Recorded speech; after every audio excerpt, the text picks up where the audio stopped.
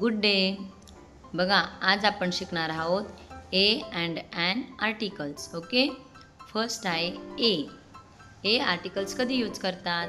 A is use before a naming words which begins with the consonant sound. म्हणजे ज्या शब्दाची सुरुवात consonant साऊंडने होत असेल त्याच्या पुढं ए हे आर्टिकल्स यूज करतात.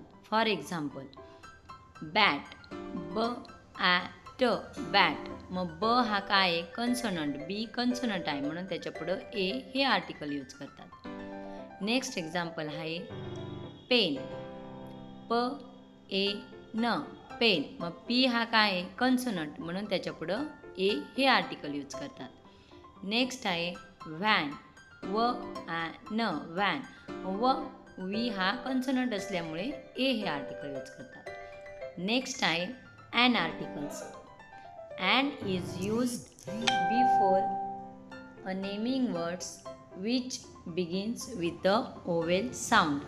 म्हणजे ज्या नावाची सुरुवात ओवेलने होत असेल त्याच्या पुढं ॲन हे आर्टिकल लागतात. मग ओवेल कोणते कोणते असतात? A, E, I, O, U. Okay. For example, egg. मग ई डबल जी, एग. मग ई हा काय आहे? ओव्हेल म्हणून मग त्याच्या पुढं ॲन हे आर्टिकल यूज करतात. ऑक्स, ओ हा काय आहे? ओव्हेल म्हणून त्याच्या पुढं ॲन हे आर्टिकल यूज करतात.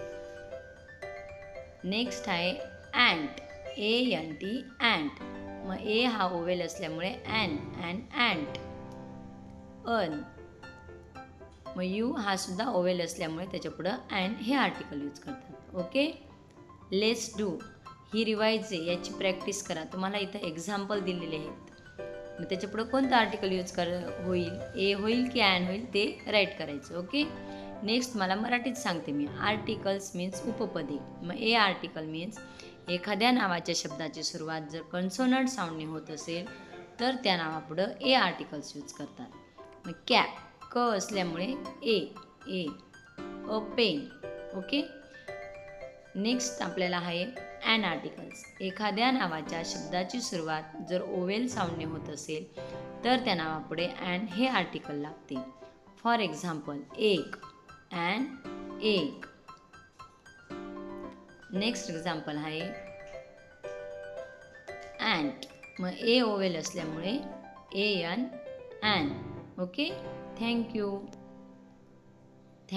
For watching.